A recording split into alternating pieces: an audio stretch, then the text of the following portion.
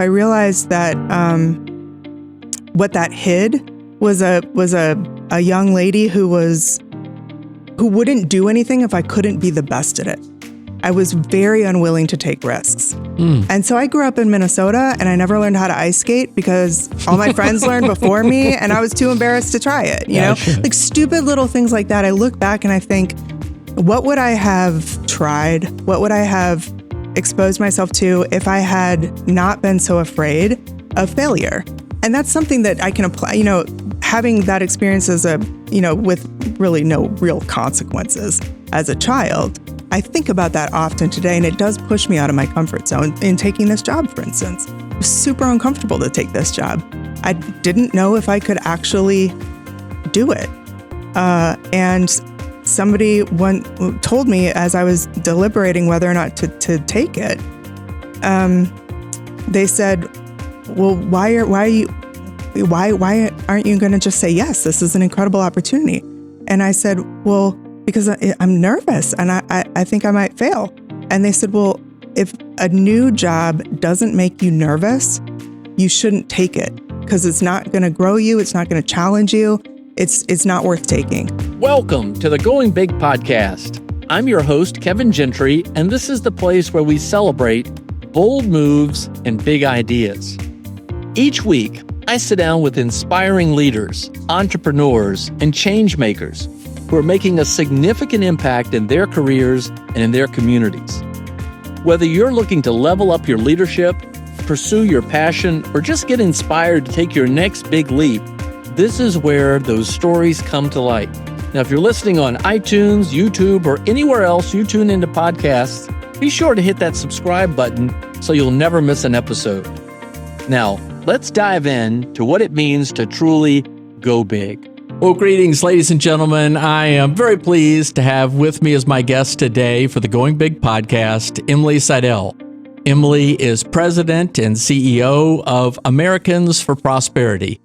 And with more than 4 million volunteer citizen advocates, Americans for Prosperity is a very substantial grassroots organization in all 50 states. In 36 of the states, it has full-time staff, offices. In the last election cycle, over 30 million households had their doors knocked on in terms of voter conversation. And perhaps most importantly, just last year, they attribute over 300 different policy wins across the country to their engagement. It's really interesting. So as you can tell from the definition, it is going big just in that case, but there's a lot to unpack here today. So Emily, thanks for joining. If you would, how would you describe Americans for Prosperity, or AFP in shorthand as it usually is, beyond what I just did? And maybe how would you describe it to your relatives at Thanksgiving? When they say, what do you do? Yeah, I get that question a lot. Well, thank you so much for having me, Kevin. So the way that I describe AFP is that we just seek to expand freedom and opportunity so that every person can achieve his or her version of the American dream. And we do that through reaching and mobilizing citizens across the country to have their voices heard in the biggest public policy debates that are happening in the country at both the federal and state levels at any given time. And it's through those public policy debates and decision making that we either enact good policy that expands freedom and opportunity for people, or we break down the policy barriers that stand in the way of people being able to achieve the American dream. All right. Well, I'd love to get your take, put you on the spot, what you see as the most significant policy victory in the history of AFP, which has been around for well over 20 years.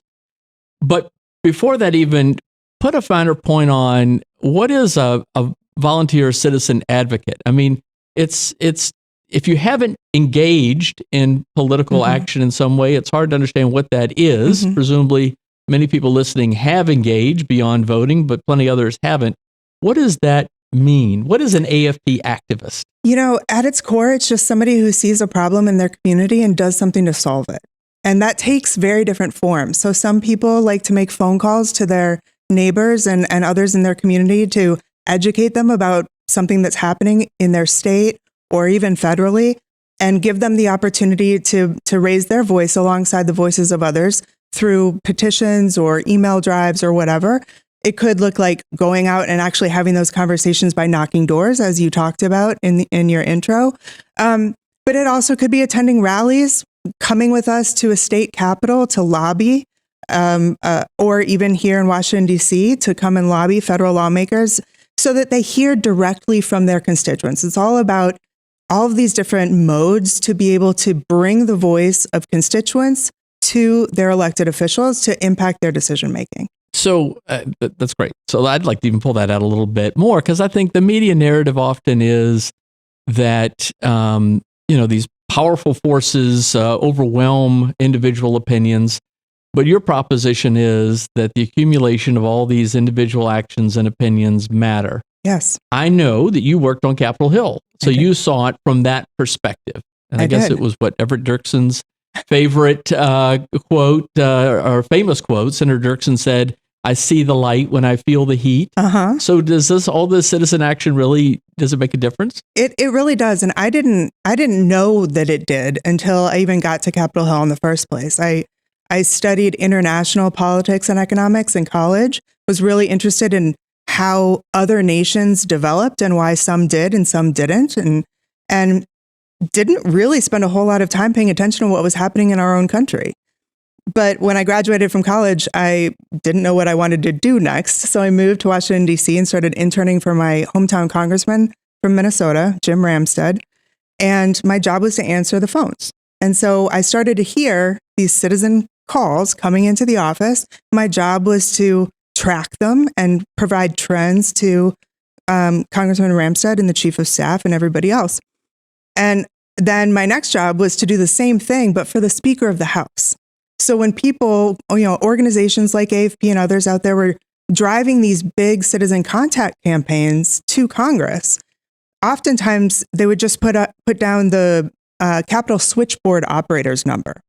And so it was incumbent on the activist to know, I need to ask for my congressman by name.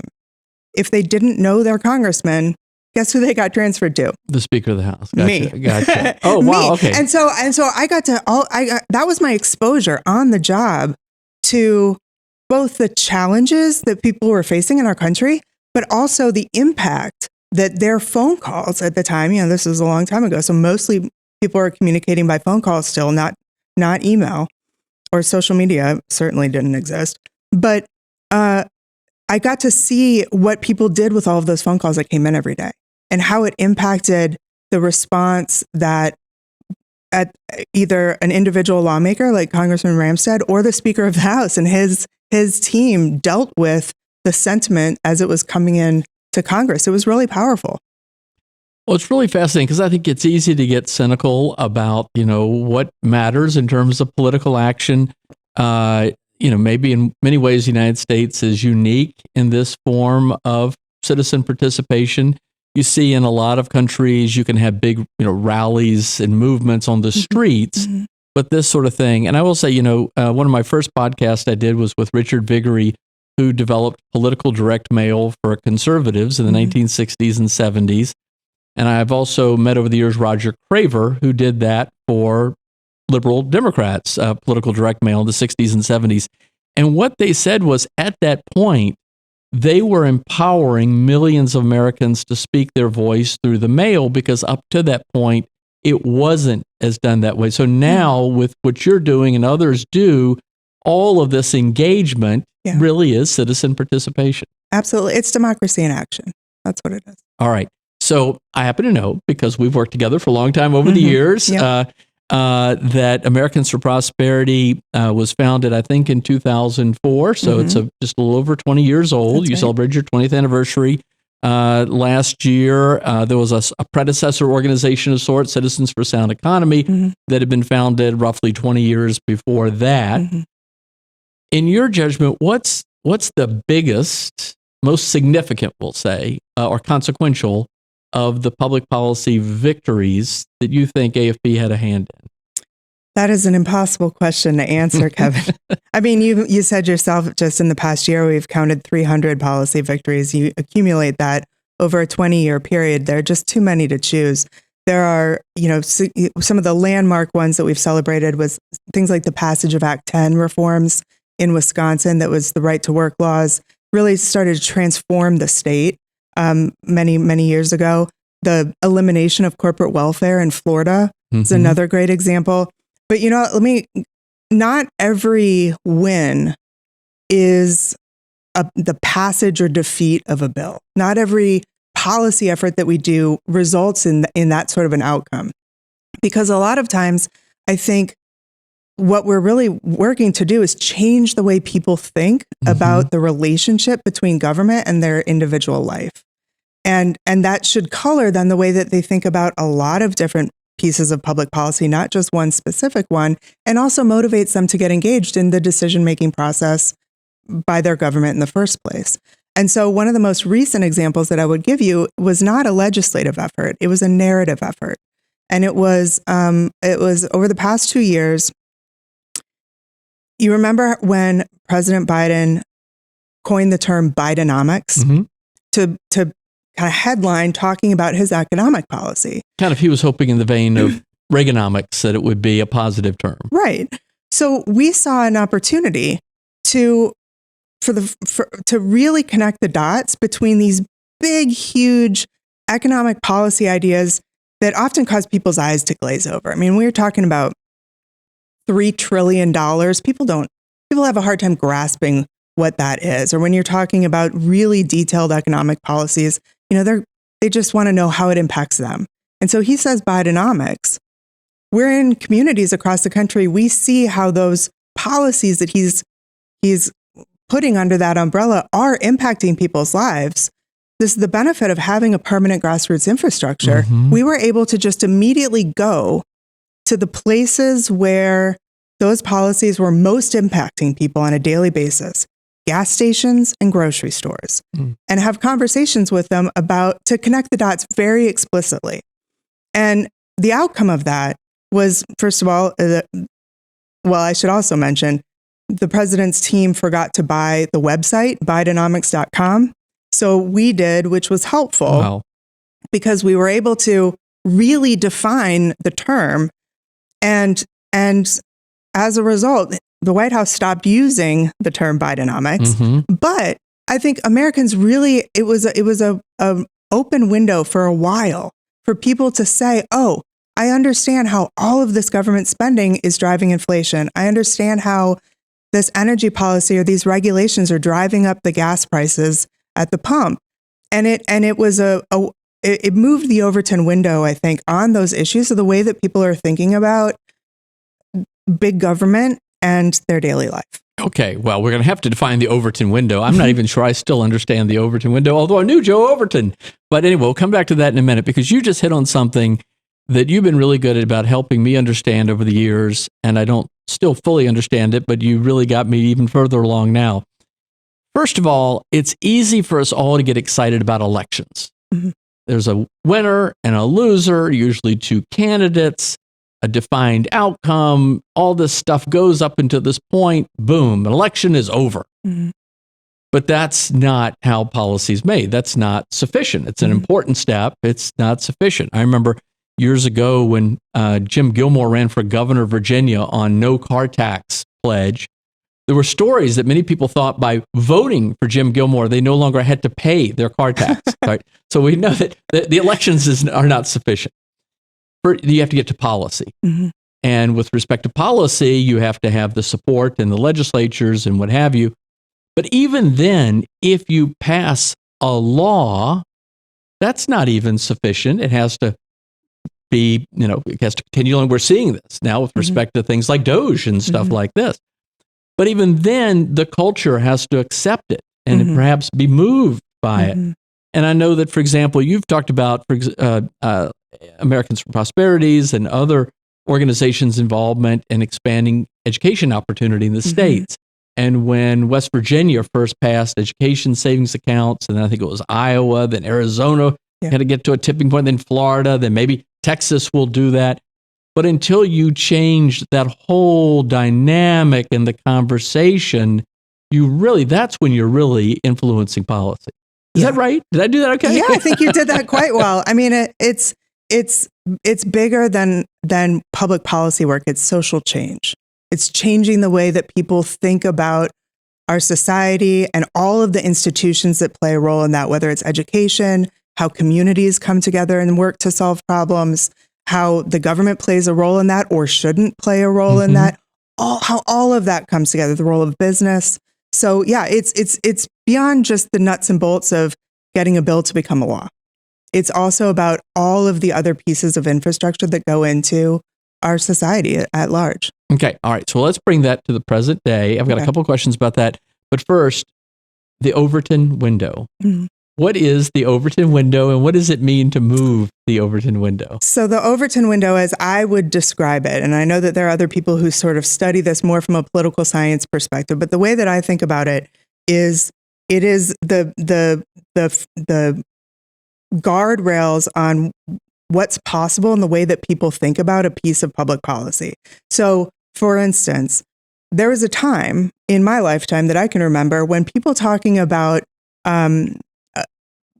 government playing a significant role in healthcare, whether that was single payer or whatever, was way fringe, like crazy idea that barely anybody was talking about. And today, and in recent presidential primaries, especially in the Democratic Party, it's been a baseline requirement of something that you have to believe. So that is an example of the Overton window having moved from that issue position being outside of that window, something that's not possible to move forward, being inside of the window. Got it. So on certain policy ideas, issues, particular preferences, it's sort of what is in the range of the possible. Yes. So if we'd said nationalize healthcare years ago, people would have laughed, but then it moves along. This can influence government spending. This can influence regulatory policy. This can influence term limits. That's right. Whatever. Yeah. Okay, got it. Okay, thank you. All right.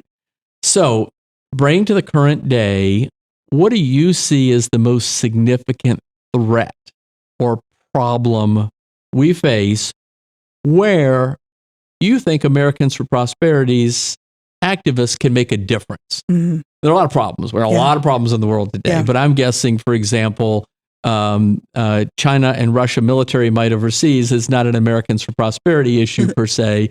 What is a significant thing that you think that you're concerned about and you think we ought to be concerned about? Well, our number one priority right now is the extension of the 2017 Tax Cuts and Jobs Act.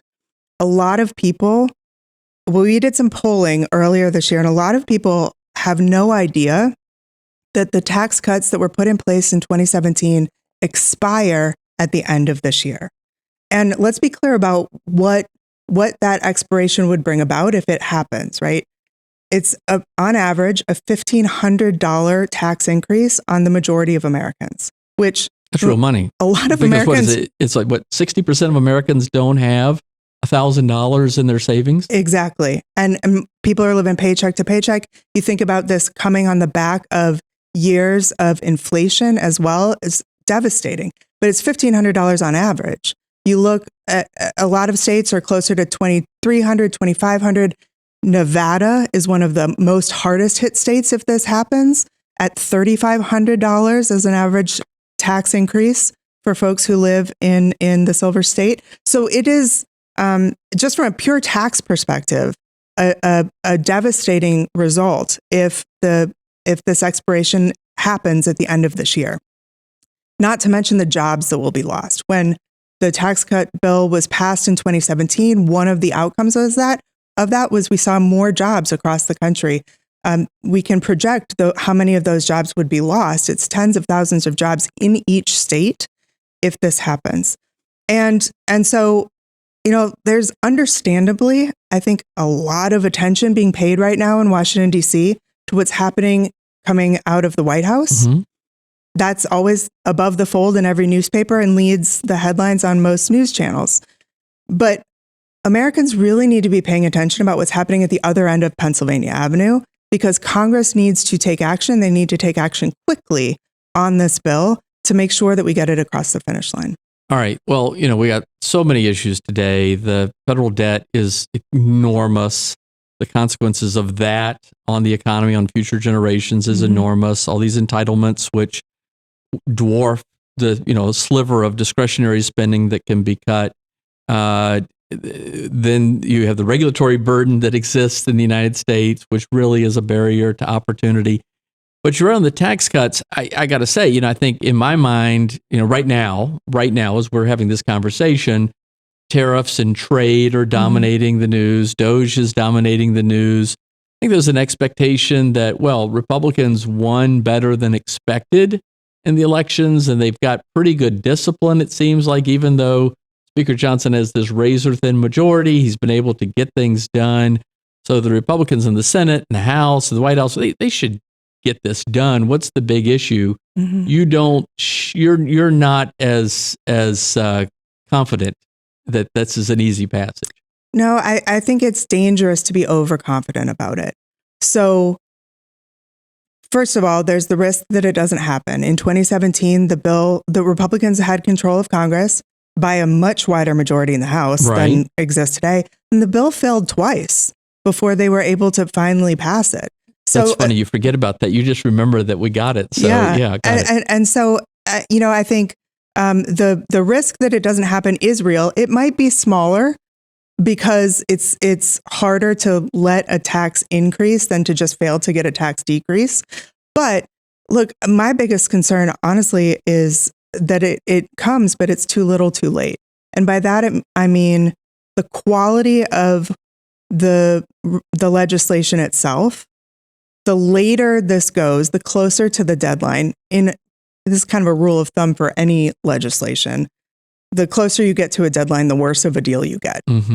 And so the longer that this goes, I think you run the risk of getting a worse deal where you have to make concessions to different factions of the Republican conference to get enough votes to get it across the finish line. And so you might end up with additional lines of tax revenue to pay for the extension of some of the tax cuts. You might get some of the tax cuts extended, but others are allowed to sunset. And so there's a real risk in not getting the most pro-growth tax package possible done this year. So there's the quality of the product question.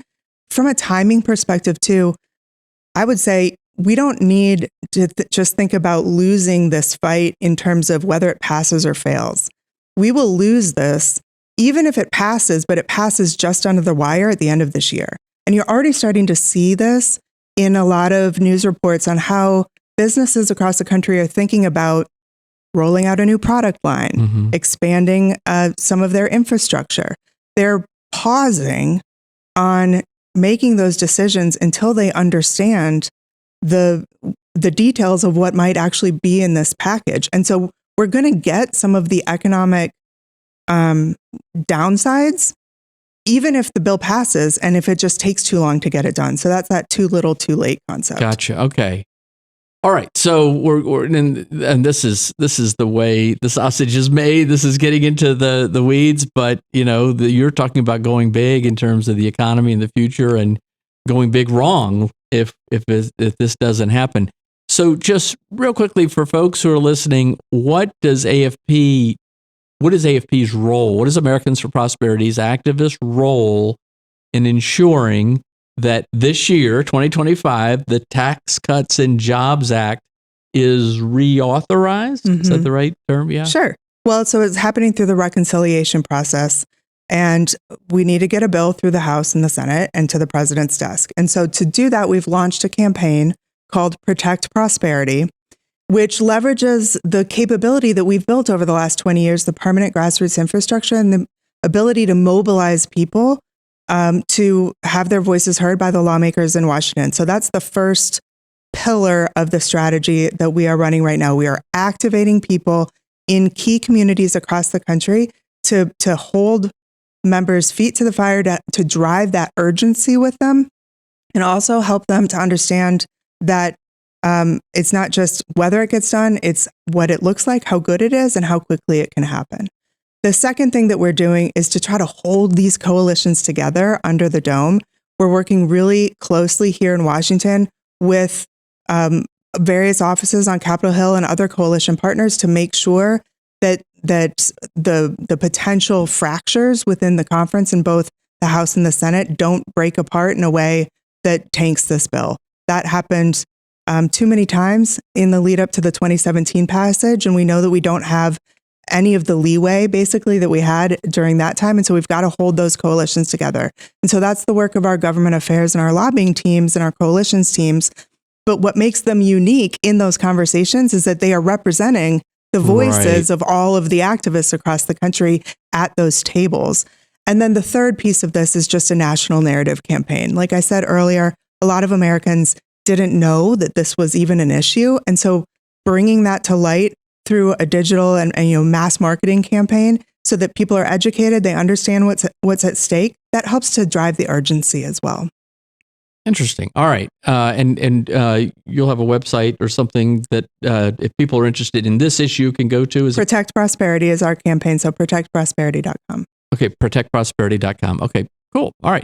So let's talk a little bit more about Emily Seidel and how we get to this point and put it into some perspective. I know that you have 2 young daughters. I'm guessing that when you were their age, you were not thinking about leading this grassroots capability. I want to get to the word capability in a minute too to better understand that. Okay. So how did you dream big? Did you think big? How did this all come to be? And what are the consequences for that decision making on people listening? No, I did not dream of being a grassroots organization leader when I was in my youth and growing up in Minnesota, a landlocked state. You may be surprised that what I wanted to do is be a marine biologist and study sharks. Oh, wow. I'd never seen a shark. But, well, I guess it could be said that you're studying sharks being in Washington. Hey, yes, I never made that connection, Kevin. That's a good point. But no, and like I said, when I went to college, even I wasn't focused on domestic policy or anything like that. I really learned on the job, and I learned on the job in Washington. So how did you end up in Washington? Well, I didn't know what I wanted to do when I graduated from school. Which is very common, or not uncommon. Yeah. So, I called my dad and asked him for some advice. And he said, well, you majored in politics and economics. Why don't you just move to Washington, D.C. and figure it out? And so I moved to Washington, D.C. and I figured it out. And how did you get a job? I got an internship with my hometown congressman. Which is very common as well. Very common thing to do. Uncommon. And I did that for about 2 months. He was from Minnesota, like I mentioned. And the woman who did the hiring for the Speaker of the House, you're going to love this, Kevin. The woman who did the hiring for the Speaker of the House was also from Minnesota. So when she had the job opening for the lowest level staff assistant job, she showed a preference for Minnesota. She did, but she also knew if she posted it, she'd get 1,000 resumes. And so instead, she just called the Minnesota chiefs of staff. That's pretty funny. So I answer the phone. I see it says Speaker's office. I patch her through to Dean, the chief of staff.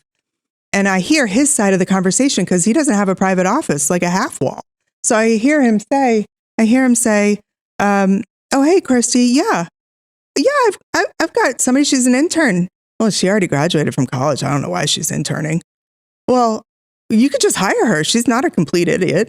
I mean, and that's how I got my first job. So that's your tagline, not a complete idiot. Not a complete idiot. That's awesome. Well, this is something I'm certainly finding in these interviews of going big, that people may have a desire and they have a passion. They're trying to identify their gift. They're trying to identify their passion. That takes a while. And we're all trying to do that at different times.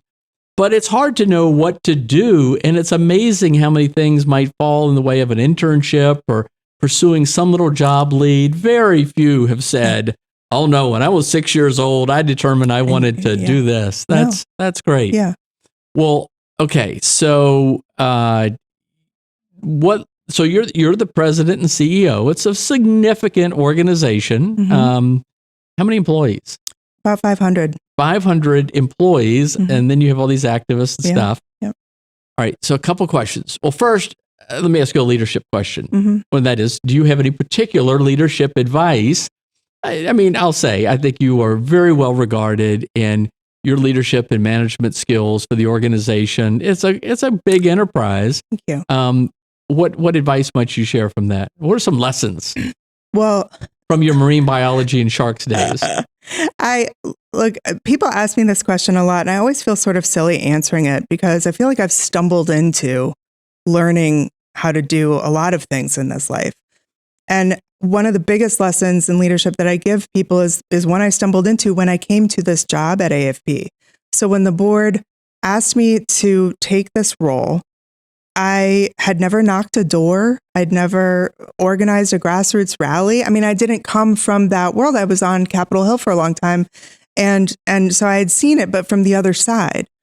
And so I expressed some concern about leading a grassroots organization that way. And they said, look, you would be leading a team of literal experts on lobbying and public policy and grassroots organizing and everything. That's not what you need to do. But we feel like your skills, you can come in and help take everything that they're doing to another level. And so I said, okay, I'll give it a shot. And I came in, and the lesson that I learned was I had to focus on leading myself. And what I mean by that is I had to figure out how I added value first before I could lead others in increasing the value that they added to the organization. So I had to come in and really understand what the team needed, what the organization needed, and how I could meet that need and work to fill it. And that, I'm still doing that in many respects because we live in a dynamic world and we always have shifting needs. But a lot of times when people ask me about leadership, they're asking me about it's very outside of themselves. They're saying, how do I lead those people? Mm-hmm. And a big part of at least my experience in jumping to a big leadership position was figuring out what I needed to do first to be a productive member of the team. Wow. Well, I've heard from a number of people that you work with that you're very good about letting people have the independence to take risks, come up with ideas, and then you have their back when they do it. And you have an amazing stability as for both a nonprofit organization, especially I would say a grassroots organization. Mm-hmm. And so that's a testament to it. I'd love to even understand more about that. But related to that, because you're not just focused on federal issues, and in fact, it's probably fair to say Americans' Prosperity's bread and butter is its state-based and even local issues. Yeah. How do you strike a balance among all the many competing interests, requests for resources? How do you handle prioritization? How do you balance all the competing demands that you must face in that area? Yeah, it Coin toss? It is not easy, Kevin, and it's not a simple answer. There's certainly no silver bullet to it. So we're trying to balance federal versus state, short-term versus long-term, issue education versus the immediate policy effort versus an immediate political effort. I mean, there are just so many competing demands. I would say there are two really important things that stand out. The first is really understanding your resource constraints and being able to make decisions around that in an optimized way. So, and when you say resource constraints, you're not just talking about financial. No, it's financial. Everybody has financial constraint in some way, shape, or form. As a grassroots organization, actually, what powers what we do is people. And so one of our biggest constraints is time, people's time. If we're going to ask somebody to spend their time with our organization, whether it's an afternoon knocking doors or an evening making phone calls, we want to make that have the biggest impact possible. And we also have political capital as a scarce resource. There are a lot of different aspects to that question, but we have to equip our leaders to be able to maximize the allocation of those resources at any given time. And that means, that can't happen from a centralized place. Right. I was about to ask, so there's no way it could happen if it were all going through you. Exactly. And so we have to give the people who have the most knowledge and direct control of those resources at any given time need to be the ones who can make that decision. And so, but we have got to give them the tools to be able to make those decisions quickly. One of the most important things that I think that we did was about 10 years ago, we had this amazing person reach out to us and ask if we would be willing to experiment with him to see if this company that he built that was helping Fortune 500 companies maximize their profits, if he could apply that in the world of nonprofit work, social change, to maximize freedom. And he happened to be somebody who was a classical liberal who agreed. Wait. Okay, what's a classical liberal? Well, it's somebody. I'm sorry. I know what it is. I'm teasing you, but no one knows what a classical liberal is. And it's not a classic liberal, by the way. What is a classical liberal? And then we'll continue. This is, well, how would you describe it? Well, I would say one who believes in a minimal influence of government and the maximum amount of personal empowerment, independence, individual responsibility, individual action. Yeah, that is a very good explanation of it. Okay, so an oversimplification, but that gets us close enough. Right. So small government. The founders' view. The founders of the United States. We're celebrating the 250th anniversary soon. It was their view about maximizing the power of the individual and minimizing the power of the state. Exactly. And so he wanted to see if he could use this tool to advance what he personally believed in, looked around, saw our organization advancing many of those same policy ideas. And so he came to us and asked if we would be willing to experiment. Long story short, in 2014, we ran our regular strategies. We devoted more financial resources to them than we otherwise would have, to embed a series of experiments to really understand the most effective use of an hour of a volunteer's time. And then the second best use and the time of day where you could be most effective making phone calls versus knocking doors, and to what demographic group. We got very granular with this, and then we've continued to execute against that for the past 10 years, continuing to learn and optimize as we go. But so that I can confidently say, if somebody wants to spend their time with us and they're willing to do anything, the most effective thing to do is to go knock doors and have one-on-one conversations. If they can't knock doors for some reason, or they can't meet the people in person, the next best thing they can do is make phone calls. And then I also know from a resource allocation standpoint, if we're going to do that outreach, that one-on-one outreach, we might as well spend the extra resources it would take to send the people that we have those conversations with pieces of mail and digital ads to reinforce those conversations and make them sticky in their minds. It's what we call our grassroots layered approach, but it's one of the tools that we've given those leaders deep within our organization the knowledge so that they can do that resource allocation as effectively as possible. The other thing is really being able to connect the dots between what you're doing in the short term and what you're doing in the long term. The way that we do that is, as a principles-based organization, we look at every decision that we make through the lens of what we believe. And so, as an example, if one of the members of our policy team gets a bill to analyze and let us know if it's a good bill, if it's a bad bill, if it can be improved, et cetera, amongst many ways that they will evaluate that bill, one way is to take one of our principles, equal rights, and say, does this bill violate equal rights? Does it favor one group or another, or does it advance that concept? And so we embed that principle approach in every single decision that we make. And that's been a real advantage over the past couple of years in particular. As you know, I've talked with a lot of other leaders of nonprofit groups or other business leaders as well in the for-profit world, whether it was COVID or some of the civil unrest in the country over the past several years, the violence. There have been a lot of demands really for people to offer opinions on it or take positions on it from all of these different perches of leadership. And many people have felt, they've really struggled to figure out how to navigate through that time period. The analogy that I've often used is if you picture a boat in a hurricane, the way that we approach that moment with all of these waves crashing around, trying to shift, what you're doing and how you're reacting to the environment around you, our principles are our motor and our steering wheel. And so even in the biggest waves, we can crest them and we can continue on our way towards what we are trying to achieve. Other organizations who don't have that entry point into their decision-making process, they go where the waves push them. And it's been a real advantage for us because people know if they get in the boat with us, they know where we're going. And they're able to see how the things that we're doing today connect us to the long-term goal of where we're trying to reach, the shore that we're going to. We want to continue with the analogy.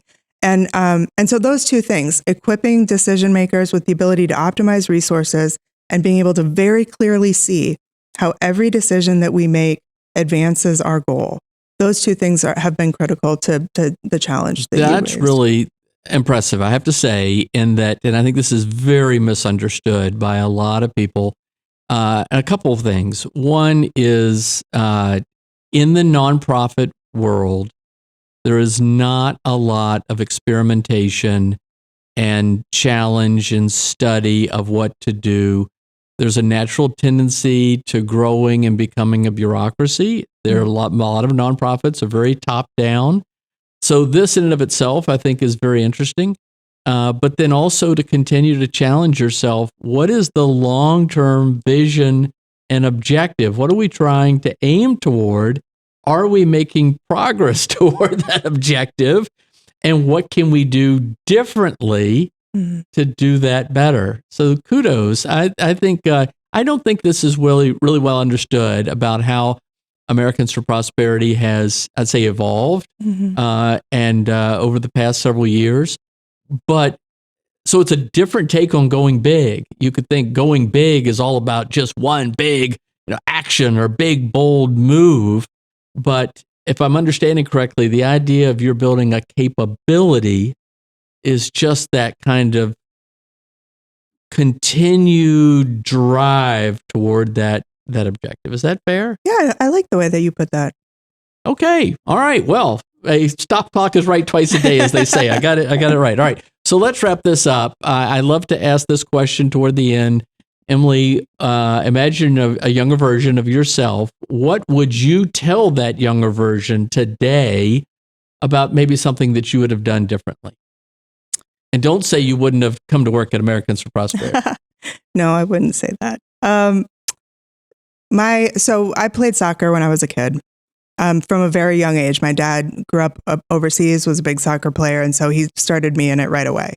And he would often tell me the position I ended up playing for most of my career was sweeper, which if you don't play soccer is the very, very last defender.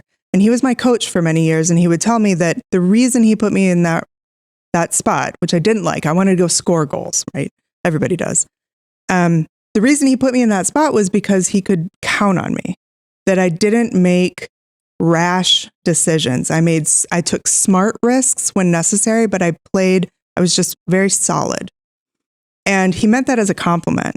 But as I got older in my life, I realized that what that hid was a young lady who wouldn't do anything if I couldn't be the best at it. I was very unwilling to take risks. And so I grew up in Minnesota and I never learned how to ice skate because all my friends learned before me and I was too embarrassed to try it. You know, sure. Like stupid little things like that. I look back and I think, what would I have tried? What would I have exposed myself to if I had not been so afraid of failure? And that's something that I can apply, having that experience with really no real consequences as a child. I think about that often today, and it does push me out of my comfort zone in taking this job, for instance. It was super uncomfortable to take this job. I didn't know if I could actually do it. And somebody told me as I was deliberating whether or not to take it, they said, well, why aren't you going to just say yes? This is an incredible opportunity. And I said, well, because I'm nervous and I think I might fail. And they said, well, if a new job doesn't make you nervous, you shouldn't take it because it's not going to grow you. It's not going to challenge you. It's not worth taking.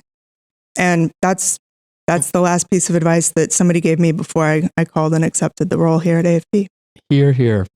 Amazing. All right. So here are my last two questions. My next to last question. What is next for Americans for Prosperity in terms of going big? I don't know if you answer that in the next 5 to 10 years, a particular policy issue, a particular approach. You get the Tax Cuts and Jobs Act extended. What's going big next for Americans for Prosperity? It's a great question. I think there are a lot of different ways to look at it, but I would boil it up to, I think we are at the precipice of a major shift in the way that people think about government policy. And here's why I say that. So you can look at what's happening in the states. You mentioned K through 12 education earlier, that we've got a system that for too long has treated every child the same. And so it's failed to meet the unique needs of unique kids and put them in a place where they have the opportunity and can use the freedoms to be able to create prosperity and live their American dream, right? So you've seen sort of a slow march of people questioning that. Is this really the best way that we should educate our children? And fast forward, just over the past couple of years, about half of the states in our country have enacted some sort of education reform that provides more options for parents and students and teachers to look for and provide individualized education. You could say the same thing on regulatory reform. You raised regulatory reform earlier. RAINS, the Regulations in Need of Scrutiny Act. Oh, that's what RAINS stands for? Yes. Oh, I never knew that.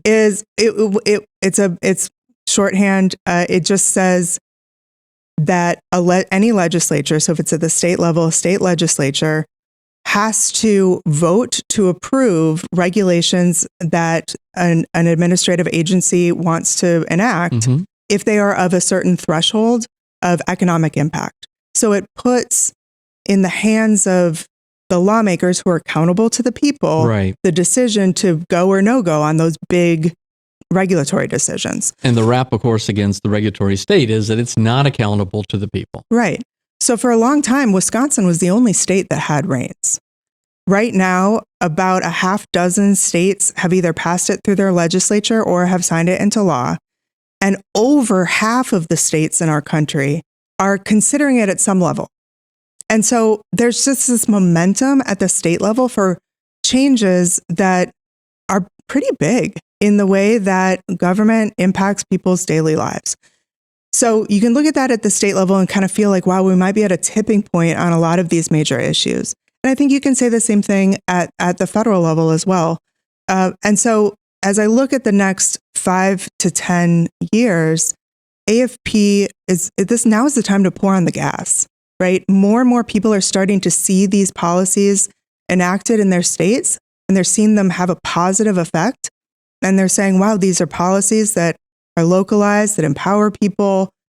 Are there other problems we can go fix with these ideas? And so more and more people are walking through the doors of AFP field offices across the country to say, can I get engaged? What can I do? And so over the next 5 to 10 years is when we really feel like we're at this tipping point to see an unleashing, if you will, of these types of policies across the country. Wow. Well, considering the size and scope of government today and its reach and the enormous burden of the debt, talk about a tipping point. Hope that you're successful. Thank you.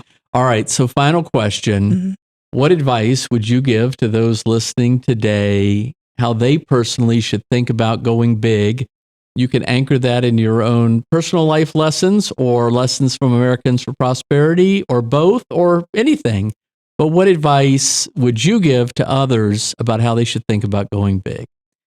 Well, I guess I would draw on some of what we've already talked about to say, learn the lessons of my childhood. Don't be afraid to fail. And if you want to go big in starting to raise your voice to impact public policy, come and see what we're doing in your hometown, in your state, and see if you want to be part of this with Americans for Prosperity. We've got a lot going on, and there's a real opportunity, I think, to be part of going big as a country. Nice. Well, ladies and gentlemen, it's been a treat to be with Emily Seidel, the chairman and CEO of Americans for Prosperity. If you're interested in getting more involved, anything that Emily talked about, I think the website is afpvolunteer.com. There's obviously americansforprosperity.org, but afpvolunteer.com is a great way to get engaged, even at the local level. And then the protectprosperity.org campaign is the one that's going on right now with respect to the Tax Cut and Jobs Act. Thanks for joining us today, Emily. Thank you. It's great to be with you. Thank you so much. Thanks for tuning in to the Going Big podcast. I hope today's conversation left you feeling energized and ready to tackle your biggest goals. Don't forget to subscribe and leave us a review on iTunes, YouTube, or wherever you listen to podcasts. It really helps spread the word, and it gets these inspiring stories out to more people. You can also find more content, resources, and updates at our website, goingbigpodcast.com. Remember, the only limits are the ones you don't challenge, the limits that you impose on yourself. Keep pushing, keep growing, and above all, keep going big. See you next time on the Going Big podcast.